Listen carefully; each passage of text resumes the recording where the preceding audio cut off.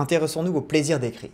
À la demande d'un public de plus en plus intéressé, les ateliers d'écriture se multiplient. Ils s'inscrivent, pour certains, dans une démarche de développement personnel, mais il s'agit pour bon nombre de participants d'une activité de loisir créatif. Écrire est un prétexte pour jouer avec les mots et prendre du plaisir à travers des jeux d'écriture.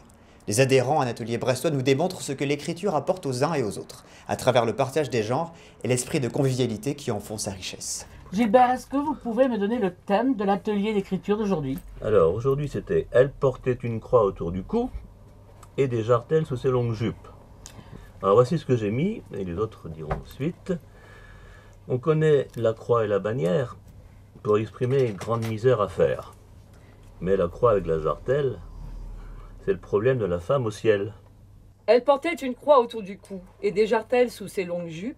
La première était pour nous paraître, c'est tout, mais c'était certainement un commerce de dupes, car elle faisait le trottoir, se dévêtait sous un porche à la hâte, rapidement pour le client d'un soir, bon mari qui voulait regagner ses pénates.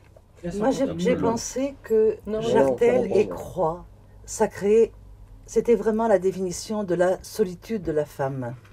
Elle porte une croix autour du cou et des jartelles sous ses longues jupes, affriolantes.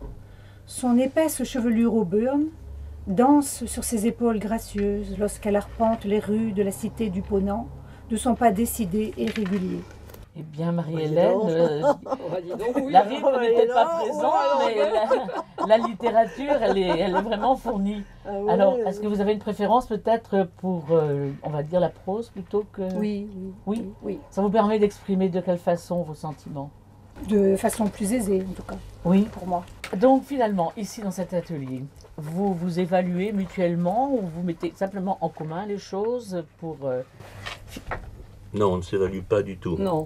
Là, j'ai vu que vous aviez fait certains en vers, d'autres en prose. Oui. Est-ce que vous avez aussi une écriture fantaisiste? Est-ce que vous pouvez rajouter, par rapport à ce qui vous est demandé, des choses humoristiques ou des choses, on va dire...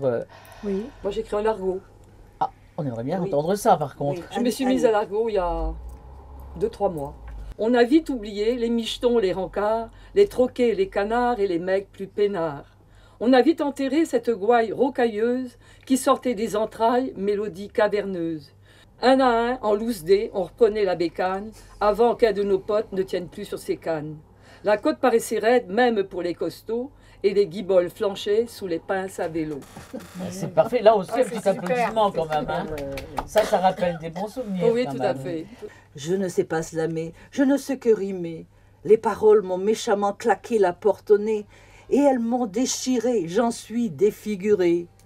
Je ne sais pas slammer, seulement rimailler, slammer, rimailler, slammer, rimailler, slammer, slammer, slammer. Super. Nam aeternam. Vous êtes bien, c'est très bien. Je me Merci. suis un peu amusée. Hein. Ben, nous vous remercions pour cet atelier où nous avons partagé les bons mots, le slam, l'argot, la poésie bien sûr. Il existe sans doute près de chez vous un atelier. Si l'écriture vous interpelle, n'hésitez pas à vous renseigner et à vous faire plaisir.